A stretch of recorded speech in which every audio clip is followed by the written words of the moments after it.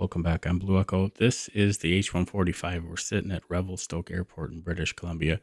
I've recorded this intro so many times, and I want to run through some of the highlights. We're going to put some of the changelog stuff up on the screen, but this is amazing. You guys are going to love this. So stick around because we're going to look at some pretty awesome stuff here. As far as the changelog, specifically, we're looking at firefighting updates and some of the functionality that's being added into the high performance group products as far as multiplayer functionality is concerned. I'm going to rifle through these. The full changelog is going to be available at the high performance group Discord and through Hype Operations Center when the full release comes out. But a couple things. I'm going to just make my way through this list that I've kind of put together as quick as I can because we got to get in and take a look at some of this amazing stuff that just came out. New physics for the external sling loads. The load reacts in a more realistic way. Sling load objects now have a dynamic center of gravity based on the position of the load for cargo hook stuff. Bambi Bucket got an upgrade. It's bigger. It's heavier. The Bambi Bucket dump is now momentary. You're going to need that. You're going to have to dump some of the water when you've got higher levels of fuel in order to be able to lift off after filling the bucket. Smoke effects got an update. There's no longer a smoke setting in the mission app, and you don't have to have the Maverick pack installed either. The helitorch can now start fires in the Fire Everywhere mission. On load in a bunch of the different missions, the Bambi Bucket loads next to the helicopter, and it disables the sling selection option once the object is coupled to the sling station and you take off. The Bambi Bucket icon has a percentage fill on the tablet, and there's a game HUD with Bambi status that you can toggle on and off from the aircraft options page. Like I mentioned, a bunch of the missions got updates for the Bambi Bucket to spawn in front of the heli when starting, so it's no longer at the end of the rope down underneath the helicopter disappearing into the abyss until you take off. The tablet click spot on the left side of the screen has been disabled while the tablet's open.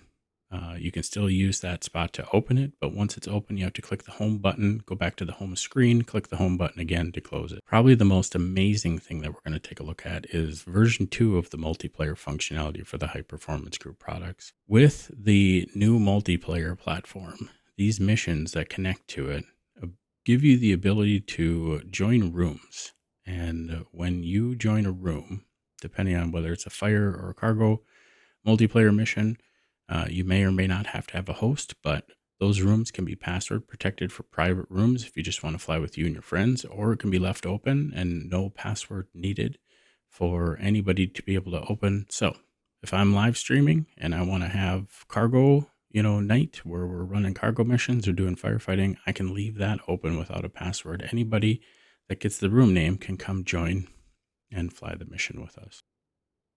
When the room is created, someone has an operator password. They are the one who would be able to have control of it. And this multiplayer functionality gives the web page view of the mission status. The operator for it for firefighting can create fires, make adjustments to existing fires, deploy ground units to protect areas from fire spread, and see the players that are connected and their scores.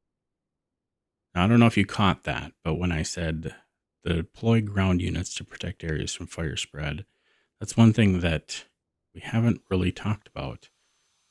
Fire spread and decay is a thing in the mission now. In the V2 multiplayer platform, that can be controlled from the web page, but fire spread and decay also can be played with offline firefighting. And when you launch the Fire Anywhere mission, you can launch it in single player mode or in multiplayer mode. The host is the one whose system does those calculations, and you can adjust how likely fire is to spread and how quickly it decays, essentially adjusting the difficulty in extinguishing that fire. So since Microsoft decided that it was going to spawn an AI airplane or helicopter near me, we're going to jump over and take a look at this mission, how it's set up, and then jump into creating a room. And after that, we'll take a look at some of the additional functionality with some of the footage in game. We're in the helicopter. We are sitting in front of the tablet, and we're going to set up our Fire Anywhere mission here. We're going to go into maps and missions. We're going to click on the mission library. We're going to click HPG Missions Firefighter, start fire here. And then at this point, we're going to pick offline, single player, or online multiplayer. We're talking specifically about the multiplayer here, so we're going to click on this. From here, we need to do a couple things. We can see our username. This is how we're going to appear online to the other players. You can make this your Microsoft Flight Sim name. It can be your, the aircraft identification that you have on your helicopter. But by default, it picks up what you have set in your MSFS settings. For room here, we're going to do echo test for the room. Password, I'm going to leave blank, and I'll explain why in just a second. So we're going to go in here. We're going to click on create room, and I'm going to switch over to that other window so that we can take a look at that. So from here, this just popped up, and the room name echo test is what I have. I've got a password in here for echo test, and I believe that since I had just run through this, that I can just log into that room. They expire after 12 hours of not using them. And if I tried to create a new room here, I think it's going to say room already exists. So we're going to log in, and we are now in our room. So we'll take a look up here at security. You can see your account. Rooms automatically expire after 12 hours of inactivity. You can log out of it. If you want to log back in, you need that username and password that we just used to click the room name and the password that we had set. If you want to put a password on the room for other people to have to join, you would put that in the room password and then click update passwords. Right now, they just need to fill in their username and the room name and they can connect. They do not need the operator password. That's what gives you control of the map. And so that's the one that you're going to want to have. But if you share the room name with others, they'll be able to join you. So we're in mission data here. I'm going to jump back over to the helicopter. We're going to leave that second field blank. We've got a room name in here, and we're going to click login. Since we did not set a password, we do not have to put one in that last field. Now, we're going to be the host of this mission. So we're going to click on become mission host. If you were going to just fly with somebody else, you say, wait for host, I'm a player. Once your mission syncs up with the host's mission info, then you'll be able to continue from there. But we're going to click become mission host. This is where we get to select our firefighting tool. We've got our Bambi bucket. Like I mentioned, those spawn in front of you now. And then down here, we've got the ability to adjust fire spreading and fire decay. And so the higher this number is, the longer it takes for the fire to spread. If you set this down to like 1 second, the fire is going to spread like crazy. So we're going to set this to like 30 seconds for now. And then the fire decay is how quickly the fire decays or starts to burn itself out. So higher numbers mean that the fire is going to last longer. It's going to be harder for you to put out unless you put water on it exactly. Lower numbers means your fire is going to be decaying faster than it's spreading. So let's just say we're going to set this to like 60 seconds. Now, we have an option here. We can either start a fire from the web interface, or if I close the mission briefing and I click on a spot on the map over here and I go back to the mission briefing, I can click start fire. I'm not going to do that in this case because we're going to switch back over to the other window, and I'm going to show you what that looks like from the web UI. So let me pull this up here. And now we can see that mission actions, water drops, there have been no water drops. Up on the right-hand side over here, water drops, mission actions, game scores, ground crews. We've got connected aircraft and all fires. You can hide these by toggling them off if you want to, if you just want to see the connected aircraft or if you want to see all fires. That'll make sense in just a second, but we're going to leave these visible for now for you to see what happens as we set this up. On the map, you've got your icons. You can hide these things, show or hide them from there. We're going to go right across into this area right along the coast. I'm going to click on this location and I'm going to click start a fire.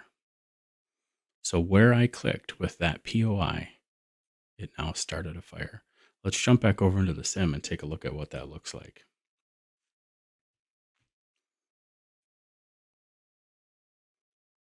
I'm going to close this, and now we can see that that custom location that we had originally clicked on, we can hide that. Now we can see the fire information. Right now, we're all ready to go. We can start up the helicopter, go fill up our Bambi bucket, and go put this fire out. Let's take a look at the visuals of what these new fires look like. Anybody ever have a problem? There we go. With getting back into drone cam view when you switch out of it. I guess it's just me. But you can see the fire visuals look a little bit different. I have my graphic settings cranked up really, really high right now. So at one point while I was moving, I dropped down to like 17 frames per second. You'll see some of the smoke effect render on the water there, but you can see that this fire is starting to grow. If we go zoom down here, see if we can find where one of these fires are. So the fires are actually down here at ground level, and you can see they're kicking off smoke in, a little bit different direction, and it renders the smoke a little bit wider than that fire area. So you can kind of see as the wind carries that smoke around a little bit, you're looking for those fire spots, but you're going to see smoke generate in a bigger area than just that one. But the the visual quality of this smoke compared to what was there before, I think, is quite a bit better. Let's see if we can jump back into the helicopter here and go take a look, zoom in on the map a little bit. So we've actually got 5 fire spots. What started as one is one fire spot that's going to continue to grow. So at this point, you've got a room set up and you could have your friends join you. We're going to take a look at this, and now we can kind of see we've got these different fire icons. And as these continue to grow, you're going to see the intensity is starting to decay on the first ones. And as it goes up and this grows into a larger area, you can see the intensity. You can even jump to them. So if you're like, where are these really, really high amounts of fire? Because I feel like we've been hitting it, or which direction's moving faster. You can see that from here. We'll come back and take a look at this after I fly a little bit, just so that you can see where some of the water drops go and what those look like. But the one other thing that I wanted to talk about is, let's say that we had somebody, simulate picking up a group, and they were going to go drop the ground crew right over here at the end of this road. You can click on the map here to get a custom POI, and you can position a ground crew there. Now from there, you can actually adjust their range and how much influence that they're going to have. So if I were to come over here and on this road, click another spot and position another ground crew, we can actually increase their range a little bit too. And now the fire would not be able to spread past these locations. So it can be a valuable thing for you to maybe have one of your crew members go in and land and simulate dropping a ground crew at that spot instead of just doing Bambi bucket drops, because you can actually force the fire to stop moving in a certain direction by deploying the ground crews on there. Right now, this is all simulated from the dashboard here, and I think that kind of covers the Hype multiplayer dashboard. I'm going to jump in the helicopter and do some flying around. I might adjust the intensity a little bit just so that this doesn't grow too far out of control with the settings that I had. But let's see if we can't jump back to the sim here and take a look at how big this fire actually is now. So you can see this fire has grown quite a bit from that initial small fire that we started. I'm going to adjust these settings a little bit to keep it from getting too far out of hand. I'm going to fly around and do some drops, and then we'll show you what it looks like when drops are placed, and you can see those on the map as well. I'm going to actually leave the fire decay at about 60 seconds. And I'm going to create, or I'm going to crank up the fire spread interval to something like 120.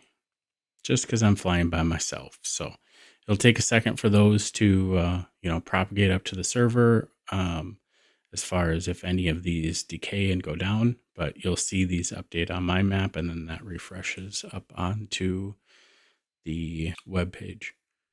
So I'm going to get the helicopter ready to go, and you guys can enjoy some footage from doing some Bambi bucket drops, and we'll come back and take a look at the map after I've done some of those, and you can see what those things look like.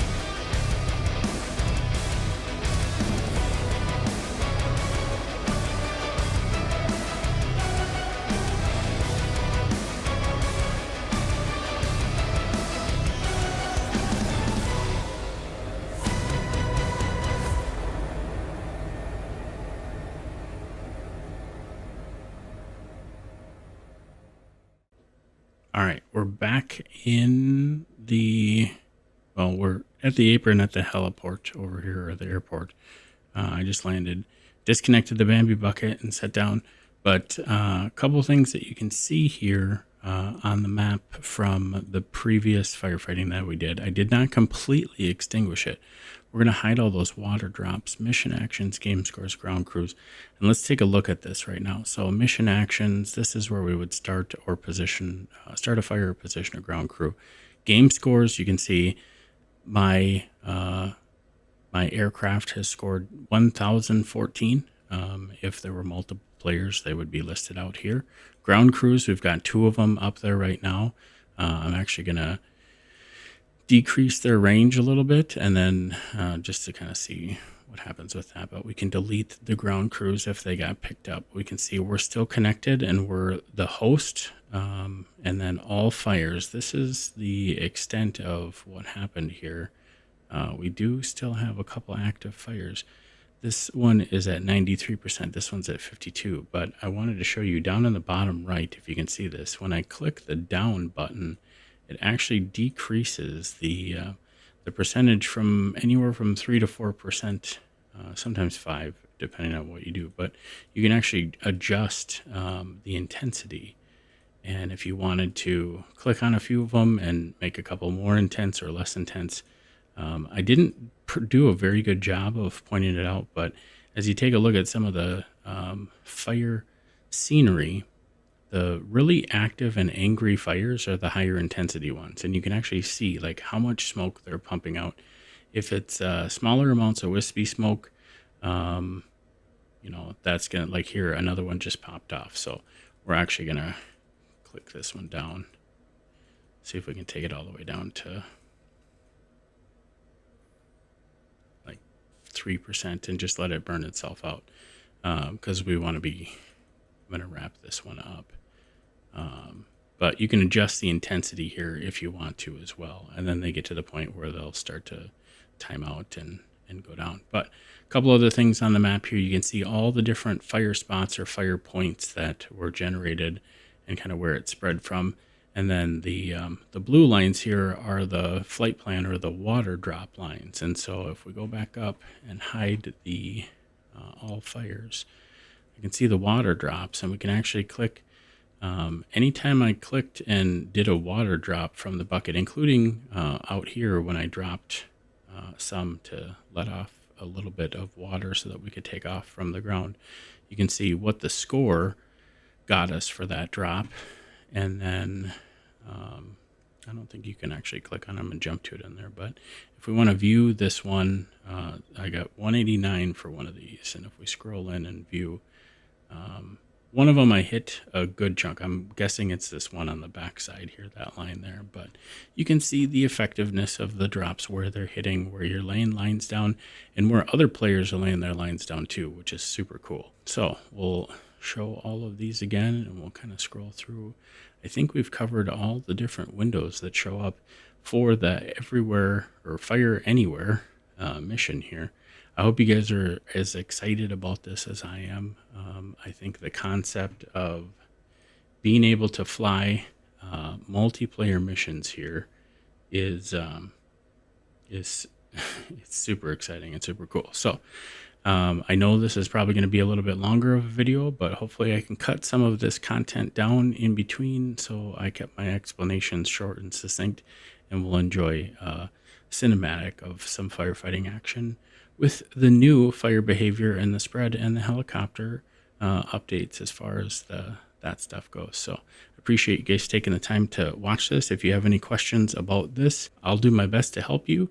Feel free to leave a comment down below. Leave me a like if you enjoyed the video, and come on over to the HPG Discord server and hang out with the rest of us that fly around in a bunch of their stuff. So if you guys aren't already, make sure you click that subscribe button. I appreciate you being here. Let's watch the rest of this, and then you guys will catch you in the next one.